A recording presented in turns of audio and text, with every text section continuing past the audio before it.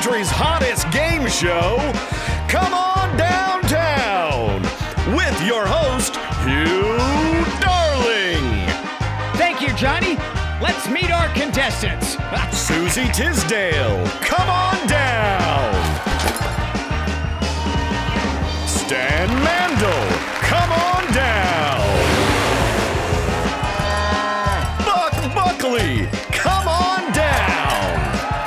Because you're the next contestant on Come On Downtown. Now more than ever, there's so many things to see and do in downtown Fort Worth. Johnny, tell them what we've got. That's right, Hugh. Downtown Fort Worth is open and full of prizes for everyone. Wondering what's in store? It's stores. Enjoy your very own shopping extravaganza because our shops are open for business. And if all that shopping makes you hungry, walk right up to a fine dining experience at any of our 60 restaurant and eatery options. Next up, come explore the great outdoors with one of our many outdoor event spaces, cared for by our very own clean team and outdoor ambassadors. Enjoying downtown is as easy as a walk in the park. And speaking of parks, how about available parking for your very own car? Because if you need parking, we have lots. But most importantly, come on down and see something that's not in your living room. All this and more when you come on downtown. $1 million, Hugh. My summer cottage.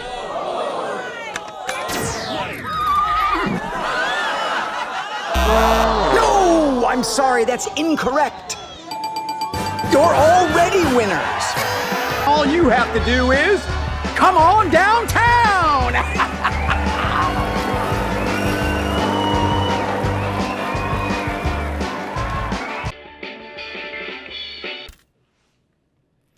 I should have called that the Betsy Price is Right. Jackasses.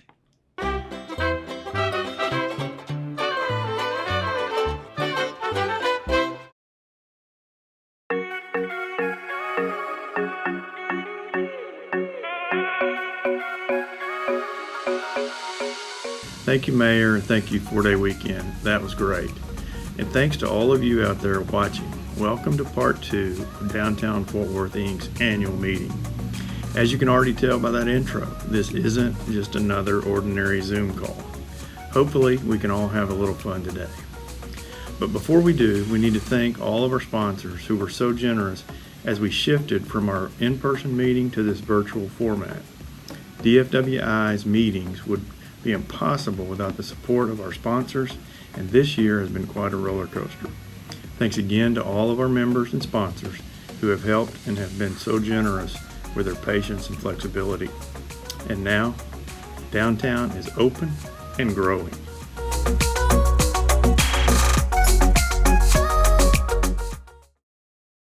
Has the dumpster fire that is 2020 got you down? Do you find it difficult to connect to the world around you? Do your opposing viewpoints with loved ones create awkward silences? Take back your reality with Denilanol. Denilanol limits the amount of bad information absorbed by the brain, so you can enjoy life free from the burden of knowledge, and with little to no regard for how your actions affect those around you. Denilanol is designed to block out so-called facts, so you can focus on what's really important, you. So get your head out of the newspaper and into the sand, and tell your doctor that Denilanol is right for you. Because what do they know? They're just doctors.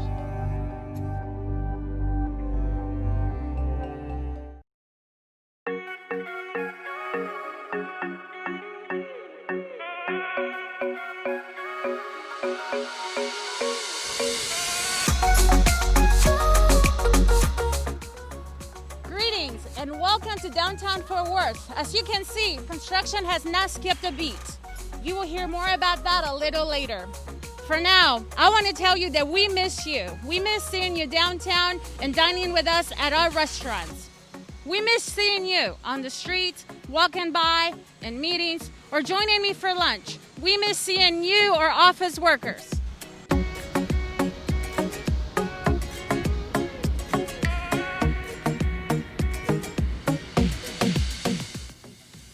Hello?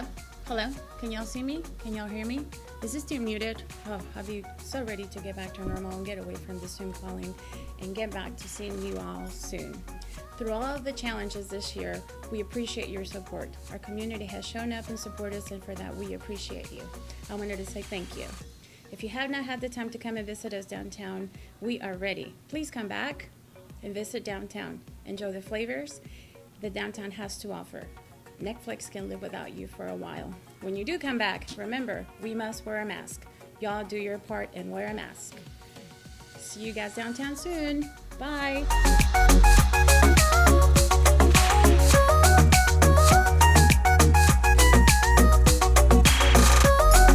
We're here to help.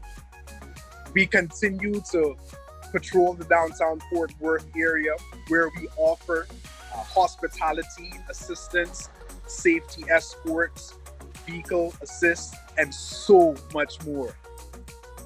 Here's a video that we made early this year. We look forward to seeing you downtown.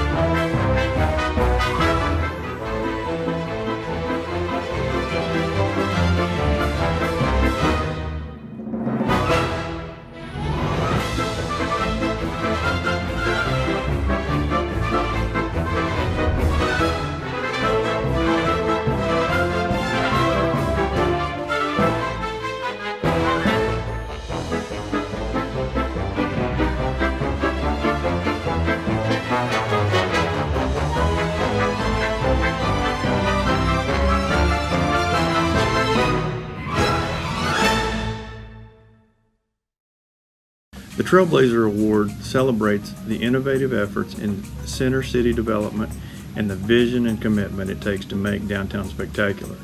This year, we're pleased to present an award for preservation, adaptive reuse, and sustainable design. Let's take a look. Sinclair Hotel is probably the first truly connected commercial building in North America.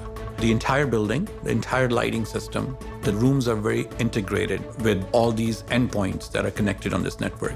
By going to this technology with Intel, we are seeing anywhere from 35 to 40% energy savings. From guest experience to business operations, everything matters.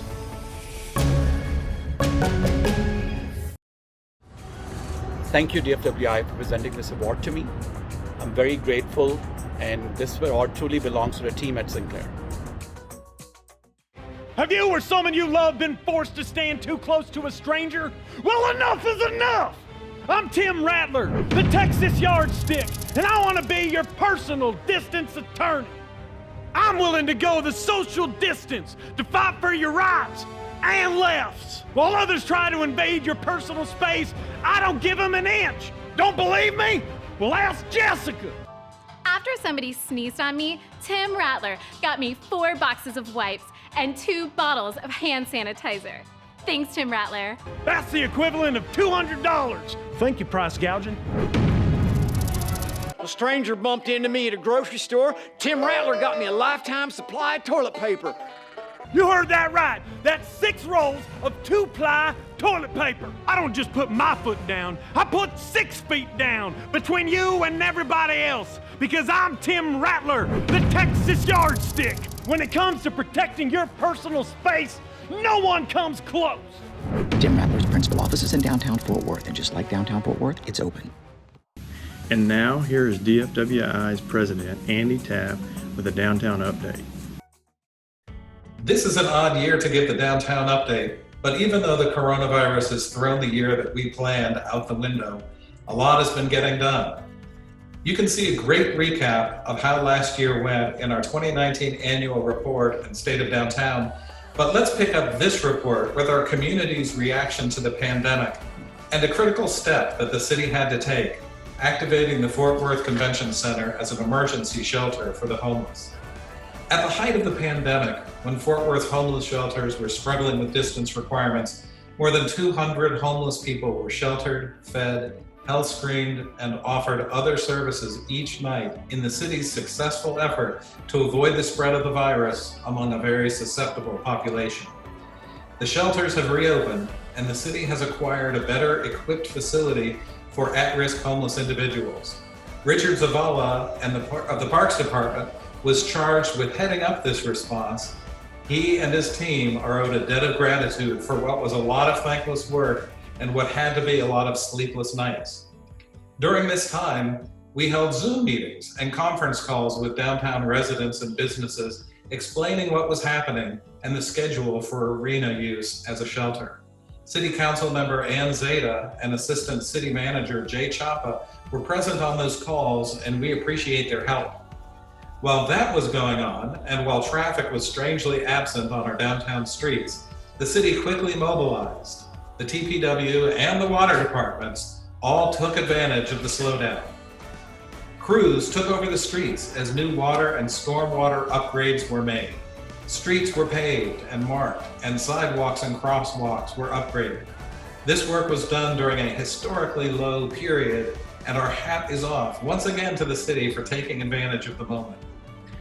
Work was also completed on the Hemphill-Lamar Tunnel and the Lamar Street two-way conversion.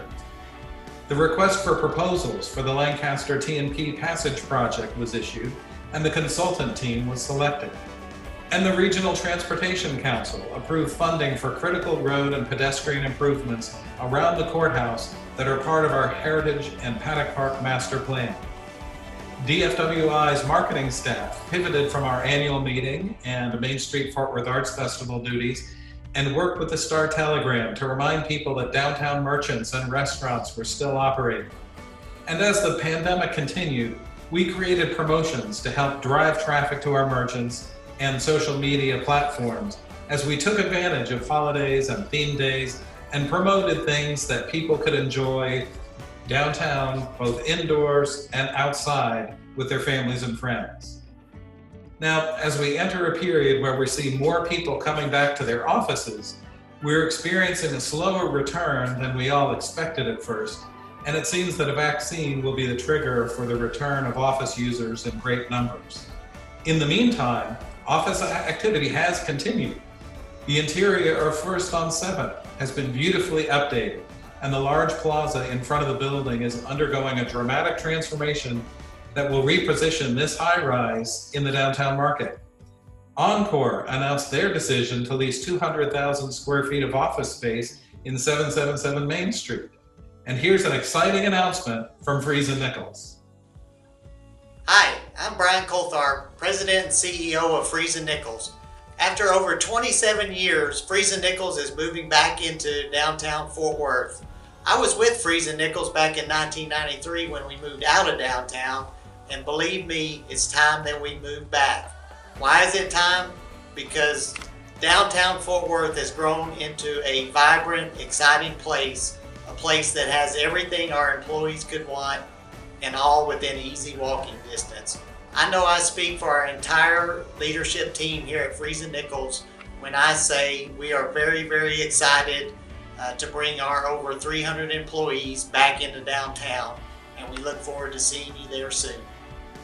DFWI commissioned U3 advisors to conduct a preliminary study of how Texas A&M School of Law could anchor an innovation district built around the expansion of their downtown campus. On the retail side, we've seen closure announcements, and there's no doubt that this will remain a challenging time for many, both inside and outside of downtown. But a bright light amongst all of this is downtown residential activity. Downtown's residents are a new and growing anchor in downtown, and more are on the way. Burnett Lofts is well underway on their 245-unit development on the Cherry Street Gateway into downtown. The Kemp Lofts project has again begun their design review process. Adjacent to Hillside, Fort Worth Housing Solutions and the Stonehawk Capital have partnered on the Huntley, a 295-unit mixed-income apartment project with 51% of the units available for workforce housing. Around the corner from the Huntley is 311 Nichols, where the 56-unit Cityscape Arts Building is now open for leasing. And on the site of the old Tandy Warehouse between the BNSF and UP Railroad tracks, the 387-unit Jameson Apartments are nearing completion. Just down the road from Lincoln Townhomes on Samuels, Carlton Development has opened the 274-unit Rockland Apartment Building for leasing. And adjacent to the convention center, Southern Land has continued, during a rather difficult period, to secure financing on their 35-story, 300-unit apartment tower at 901 Commerce Street. More signs of progress continued with the advancement of new downtown hotels, including design approval for the new 160-room Hilton Gardens Inn on Jones Street, the continued construction of the 232-room Kimpton Hotel at 714 Main, and a new 240-room Sandman Hotel at the Wagner Building. And just last week, we saw the construction barricades removed from in front of the new 212-room Marriott AC Hotel at 5th and Main. As with the new wave of residential developers embracing downtown, hotel developers are recognizing downtown as fertile territory. And you can see that illustrated here in this new video that captures the breadth of the construction activity in downtown.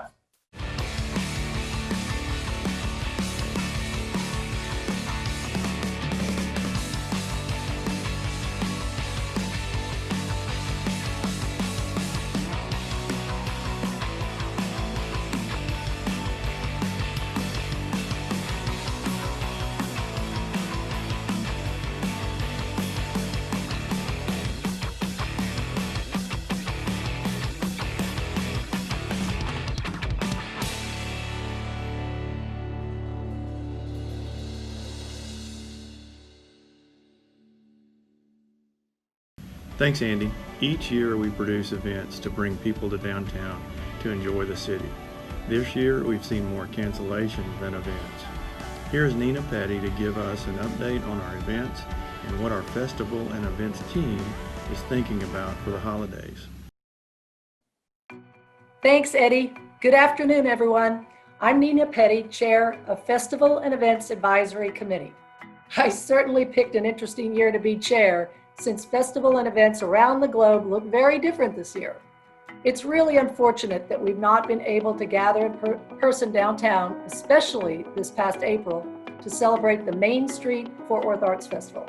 However, the event did move online for our first ever virtual art fair with the support of our sponsors, the event management team, advisory committee, volunteers, artists, and local musicians. Join us on Facebook and on mainstreetartfest.org to take a look at the art we all missed this last April. As you can imagine, building, planning, and executing an annual event on any level requires an extraordinary amount of level of service from hundreds of our dedicated volunteers. Our events bring out the absolute best in every team member, but only one is voted on by the others to receive our top award for outstanding service and dedication. And I'm so proud to announce that the 2019 recipient of the Volunteer of the Year Award is Sandy Cochran. Sandy has served on our event management team for 23 years and most recently has chaired the committee that's directly responsible for the support of hundreds of our artists. We're so thankful for her service and want to give you a special congratulations, Sandy. We're giving you a big virtual hug. Thank you to everyone who has supported us with their contributions of time and talent. Even though Main Street was canceled, the GM Financial Parade of Lights will go on. This year's parade will kick off the holiday season with a completely different look. Broadcast live on TXA Channel 21 and on Facebook from the Fort Worth Convention Center Arena. So join us on November 22nd from 6 to 8 p.m. We'll have over 40 floats and community entries that will take the center stage with the theme of hope and joy for the holidays. Then on the following Monday and Tuesday nights, we invite all of you to bring your entire family downtown to view our socially distanced holiday showcase of floats that will be displayed along Main Street from Weatherford to 9th Street, so that you'll have a brilliant nighttime holiday photo opportunity for you and your family. We'll be back with you with more information coming soon, but we wanted to thank all of you for your continued support. Now back to Andy. Bye, everyone. Thank you, Nina. Festivals and events aren't the only ones taking a pause. Now here's a word from one of our sponsors.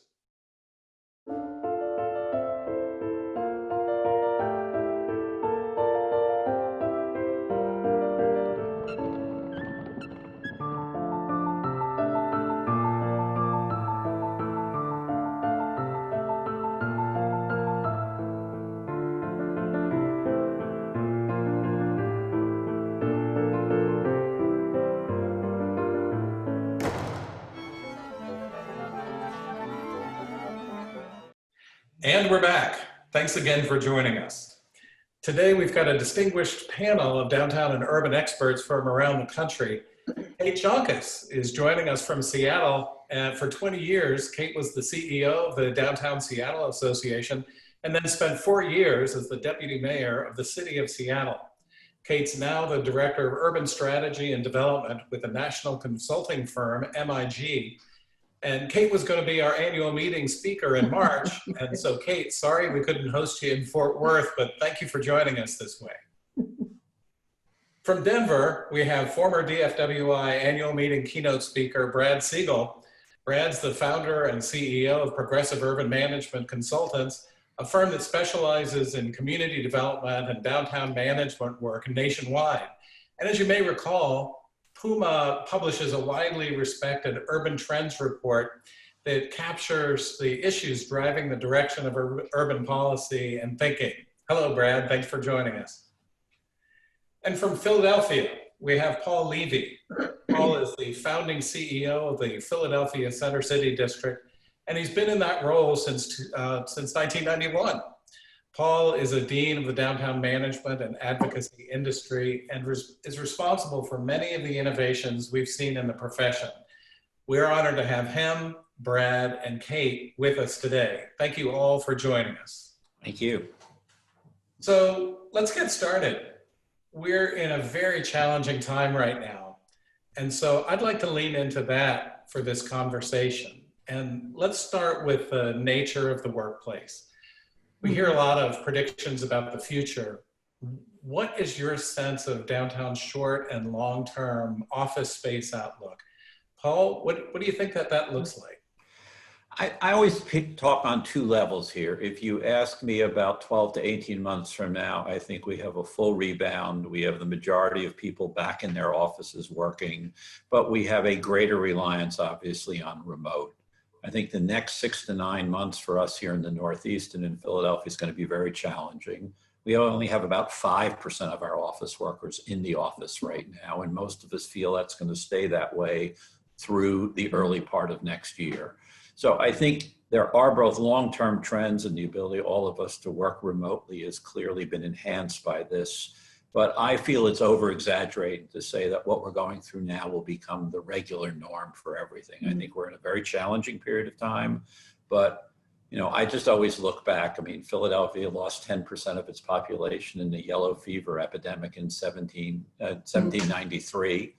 Chicago burned down in 1871 and innovated with skyscrapers. We suffered hugely from the Spanish flu, lost about 10,000 people in 1918, and we rebounded.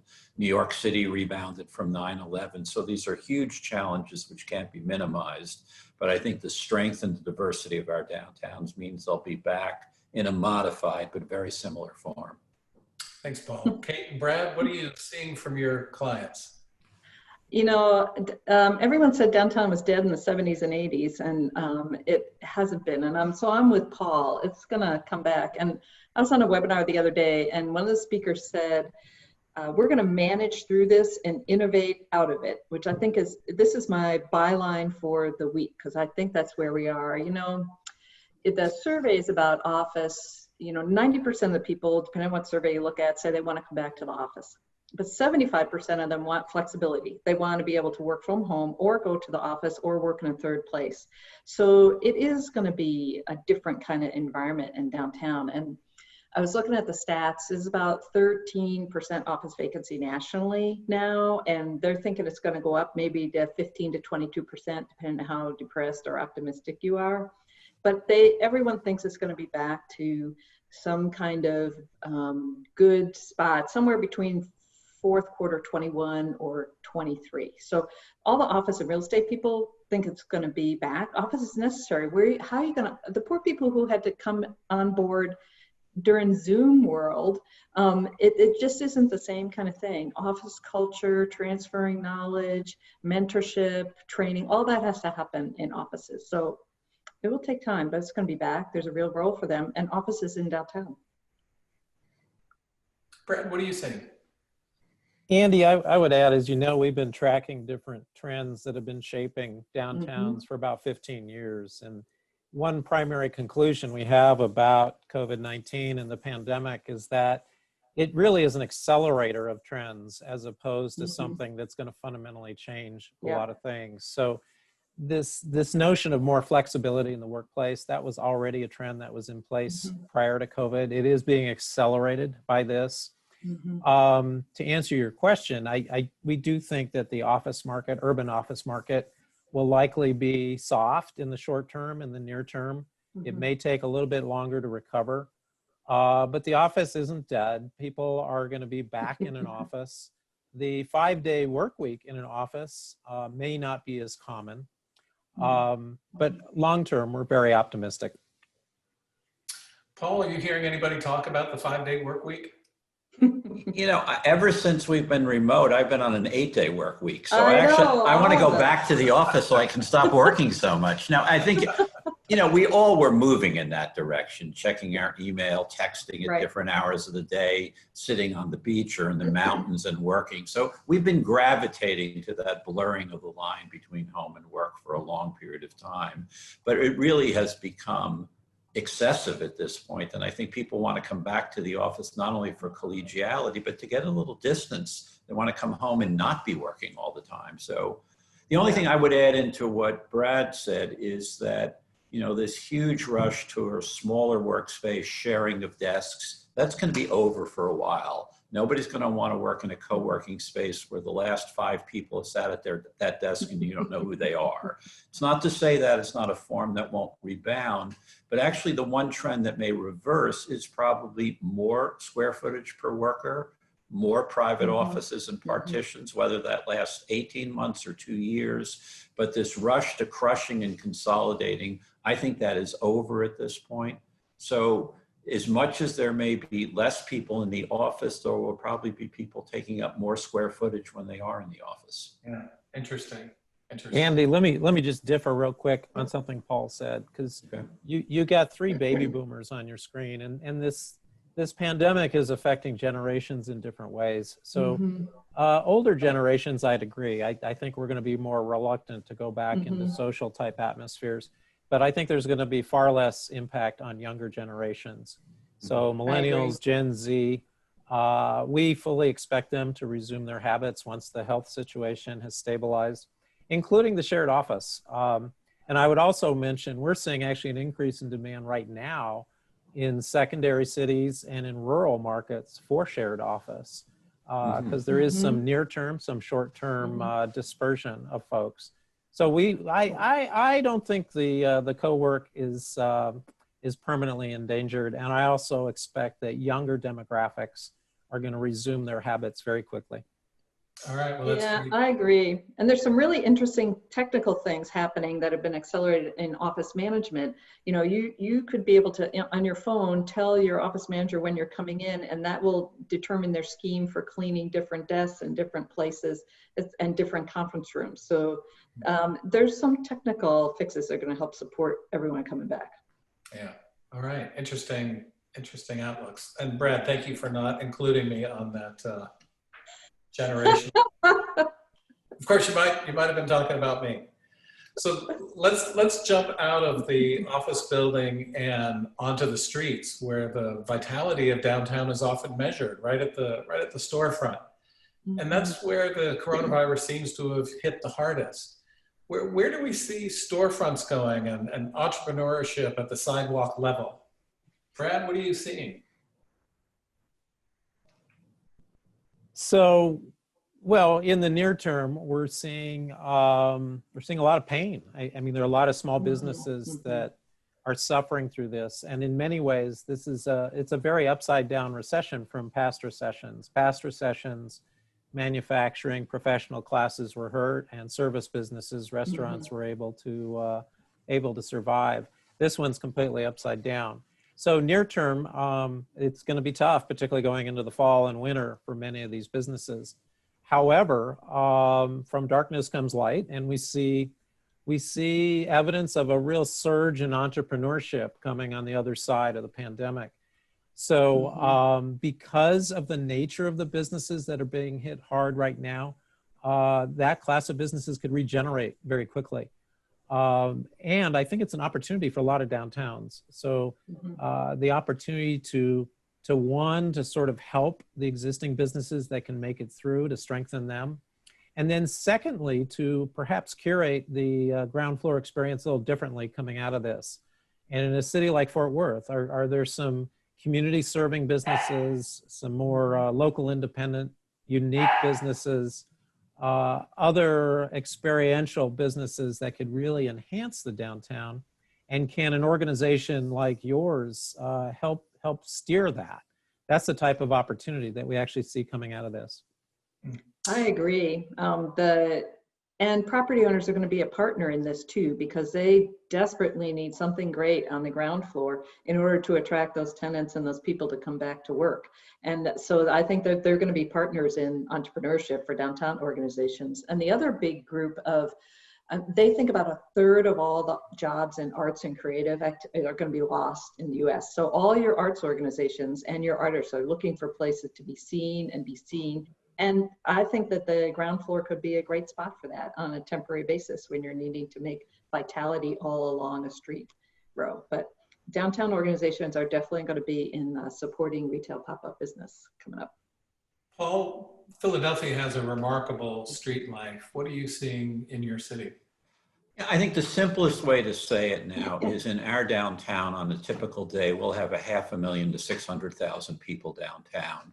Right now, we're at about 100,000. Who's missing? About 270,000 office workers are not here. 100,000 students from colleges and universities are not here. Our hotels are empty. Our residents are here. Our condo dwellers are here. We have a very strong and vital downtown population. But our downtown retail is driven by 500,000 to 600,000 customers. Only 20% are here. So coming back to that short-term pain issue, we're going to have a significant challenge. We have it right now. Restaurants in our city have been able to rebound in warm weather. We've got 77% of all those people at outdoor seating last year back outside. We're closing streets, so there's a lot of reclaiming of the street, smaller streets that don't need to have cars now. So we're seeing a lot of innovation with reclaiming the public spaces. I want to buy futures in outdoor heaters, basically, to keep all the restaurants going into the winter. I'm looking at people who are looking at igloos and heated yurts. I mean, there's a lot of interesting mechanisms to cope. But I think, retail, the hospitality industry is the hardest hit overall in this crisis. And as Brad said, those are the hourly workers. Those of us who are able to get paid and work from home are frankly much more insulated at this moment. So I think we are losing. There are retailers who are going bankrupt, but I also agree with both Brad and Kate that it's a very innovative industry. There'll be new entrepreneurs who will come in. That doesn't mean there will be people who will be very badly hurt by this. They'll lose a lot of investment, but with the rebound in 6 to 9 months to 12 months, there will be demand again in our downtown for retail and restaurants. Well, you touched on an issue that comes to mind. Over the last 20 years, maybe a little longer in Philadelphia, the downtown residential renaissance has taken hold, and we have more and more people living in downtown that weren't there before. Those people haven't left during this pandemic. I'd like to know from the panel what your thought is on the idea of downtown residential as an economic development strategy. Well, there are customers right now. And for a lot of us, they're almost our only customer until a lot of workers come back. So I think they've been very important, are going to be critical going forward. And that really means that we're going to have to focus on the public realm, because downtown is their neighborhood. And how do we make sure those streets and sidewalks are really inviting, that those parks are really functioning? All of those things are going to be really important to keeping those residents, because I think of all the residents we've attracted in the last, couple decades. I don't want them thinking that, oh, this downtown doesn't look good anymore, it doesn't work for me. So there's a big piece of work there coming up. Yeah, let me pick up on something that Brad said about generational differences here. I think people under 35 are willing to be much more tolerant of the disorder, the emptiness, some of the challenges in downtown where we see the biggest risk. I mean, we have about 195,000 people who live in and around in our downtown. In the very core, the central business district, we have 60,000. That's filled with people over 45, over 55 in condos and apartments. They moved in for arts, culture, entertainment, and restaurants, and all of those have been closed. They have a very low tolerance for kind of street level disorder. So as Brad said, in a different way, different demographic groups are being affected differently.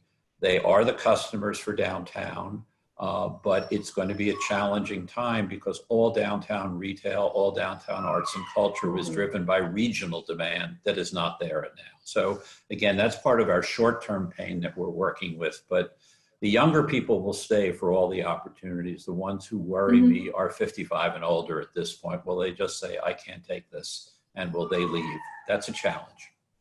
Paul, is that your canine companion? Yes, I'm for really a downtown dog park. Is yes, but he's just if I pining can for a dog wander, park. if I could wander from the screen, as she's just a really young puppy who is not fully house trained. So let me just close some doors. I'll wander from the screen for a moment. Let me add one more thing to the housing discussion. I do agree with Paul that you're likely going to have highest demand from younger generations on the other side of this for back downtown and urban living. And what's going to be critical in the near term is affordability. Because while young people may be attracted to downtown and want to be there, they also are going to have the highest proportion of income loss from this whole COVID episode. So we're going to have to be creative over the next 12 months to 3 years in terms of offering affordability options, flexible leases, a whole variety of ways to keep people downtown and attract them downtown. We do think long-term, again, the trends are robust and people are going to come back. But this bridge and appealing to younger generations, affordability is going to be a key part of that equation. And what about the public realm? A lot of downtowns have put a lot of investment in the buildings, the office buildings, the retail, the residential, the hotel, hospitality, and convention centers. I would guess that on the whole, not so much urban parks that are in central business districts or within close walking distance to the core of downtowns. What are you seeing in regard to that as a future priority? Well, let me start. I think there's a real huge opportunity there, as particularly people are afraid of being indoors. Outdoor is the one place, outdoors is where people feel safest at this point. We have reopened all our parks in June. We're programming our parks with socially distanced events. We're hosting outdoor dining for people who do takeout from restaurants in our parks. We're programming music there. So I think parks and public spaces are key to recovery. And, we started our district in 1990 in the middle of a severe recession when downtown was boarded up. There was graffiti on the walls and there was a sense of fear. And I tell my younger staff, it's 1990 all over again. The difference, however, is we have a really diversified economy so that when we deal as we are dealing with improving the public environment, the fundamentals of the market will come back once there's a vaccine. But It's essential. People need to trust transit. If you're a transit-dependent city, they need to be able to trust the public environment. And it's much easier to provide a clean and safe experience outdoors and in parks than it is in office buildings initially, although everybody has spent a lot of money retrofitting that. So public realm to me is essential. It's going to be interesting to see, you know, we're seeing streets reopened for walking, for bike paths. You know, when people are talking about, oh, we need an alternative to transit and to driving, it's going to be interesting to see how those stick. And a couple of communities I've talked to are starting to look at their downtown block by block to figure out, do we need to have cars on this block? If not, what should it be? Which blocks have the most restaurants and make the sense to like block off and have long-term, and which short-term? So there's a lot of thinking about the urban realm, but some changes, and as Brad noted on accelerating, the changes that we're coming to have a lot of choice in in mobility have really been accelerated. And in the downtown public realm, we're seeing that come alive in cities all over the world. The only thing I would add to this is a big silver lining of this time is it's a great time to experiment and take some risks. Yeah. So in most cities we're working in across the country, they've been talking about different ways to use their public realm for years and years and years, whether it's to partially close a street or to activate a public square or whatever it may be. And most of them are doing it now on an interim basis. So that's one of our messages to cities all over the country, you know, including Fort Worth, is take some risks now with the outdoor downtown, test some things you've been thinking about for years, and then keep what works. We hopefully in our lifetime, we won't have another period like this where we could really test these ideas all at once and see what sticks. Someone said to me, it's only paint. Give it a try. Well, I was just going to underscore something Brad said and talk about this as economic development. Until yesterday, none of our restaurants could have indoor seating. They're right now capped at 25% of their volumes. Closing streets and making sidewalk seating areas is economic development. It's job restoration. We lost our greatest number of jobs in restaurant and food service and hotels. And so reclaiming the public environment for outdoor seating has been a way to restore jobs, a lot of lower skilled jobs for college students as well. So when the public realm and economic development go together, it's a very powerful combination. And we actually have our streets department willing to talk about closing things they were never willing to close. Well, it's interesting you talked about the restaurants opening up now. That brings to mind that we've all been changing what we're doing. The staff and the volunteers of downtown and urban place management groups like your organization and Downtown Fort Worth Inc., we've been pivoting and repivoting given the extraordinary events of the last 6 months and how they've changed seemingly from week to week. How do you see the roles of all three of you? How do you see the roles of downtown management organizations evolving during the evolution of this crisis? More, I think both would say, and bigger. I mean, the great job that all organizations, including Fort Worth, have done in terms of communication during this crisis and being there to be a solution and on the ground immediate mitigation for the issues, I think has risen the awareness of downtown organizations everywhere. And what I see is cities and public sector taking acknowledge about this and being more willing to partner on other things going forward. Like there was just a discussion at IDA about emergency management. There's probably a huge role for downtown organizations in emergency management going forward, given our experience in implementing through COVID. So I think it is a time of change and transition in terms of the stature and capacity of the organizations. What are you seeing, Brad? Well, like most everything in this time, it's near-term and long-term adaptation for downtown organizations. And in the near term, what we're seeing is downtown organizations just doubling up on the fundamentals of what they do. So clean and safe just being fundamental to the downtown experience, and even more important when we've lost a lot of our daytime population in this period. this whole storefront economy becoming increasingly important, not just in the near term, but also probably a long-term change for many downtown organizations, certainly for the next 3 to 5 years, to help curate that storefront experience and bolster that for the office properties as well. And then the discussion we just had on public realm, that's another one of these trends that's being accelerated. More and more downtown organizations were already getting involved in public realm. In Philadelphia, Paul's organization has helped reinvent the public square around their city hall. So I see more and more of this occurring. And the last thing I'll say, I think long-term for downtown organizations, and Kate mentioned this early in the discussion, innovation. We are going to be the ones who are going to be the innovators for downtown, whether that is in the clean and safe area, whether it's in the economic vitality area or public space. And again, most of us were evolving that way anyway, and we see that role accelerating moving forward. So in some ways, I think we're all over the initial shock of how this turned our world upside down. And now we're starting to see some of the promise actually on the other side of the pandemic of how it could accelerate a lot of what we do as downtowns and also how we innovate in what we do every day.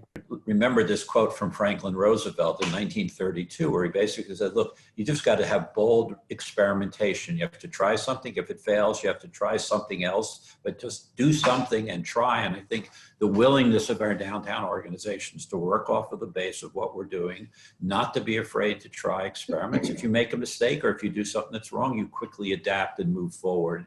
But not to be paralyzed by this situation, I think, can be one of the great strengths of our downtown organizations. All of us have really good, strong professionals working for us, people who are passionately committed to their downtowns, and it is this huge opportunity.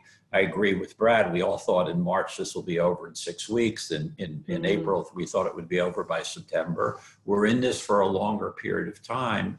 But as we've gotten our footing, I think all of us have figured out what are those things we can do. We're talking to everybody about where are the trends and where can we reinforce those. I think it's a huge moment for downtown Fort Worth and a lot of our organizations. I would also add, I think there are coming roles, greater roles in economic development. And in Fort Worth, you're already pretty creative and out there on the economic development partnerships you've done on a variety of things, including housing. And I think that given the reduction in staff and resources on the public sector side, there's opportunity for downtown organizations to step up to be catalysts for economic development. We have experience, we have great creative people in our membership and on our board and resources.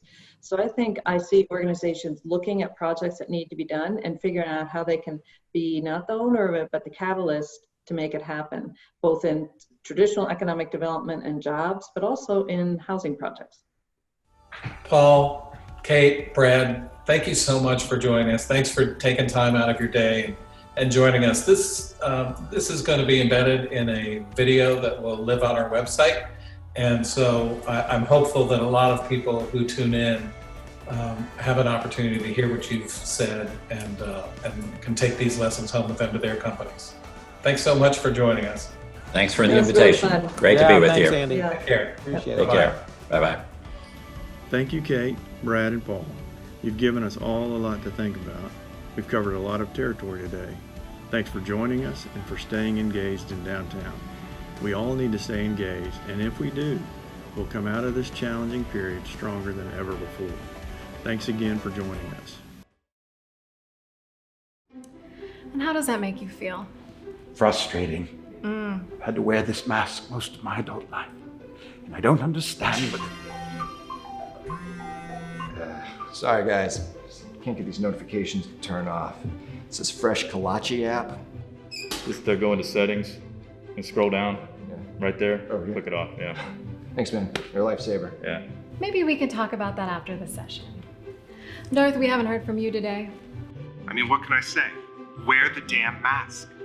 Well, it's too claustrophobic. I'm stuffy. I am wearing a helmet. Darth Francis Vader. We have talked about the language. Sorry. Safe space.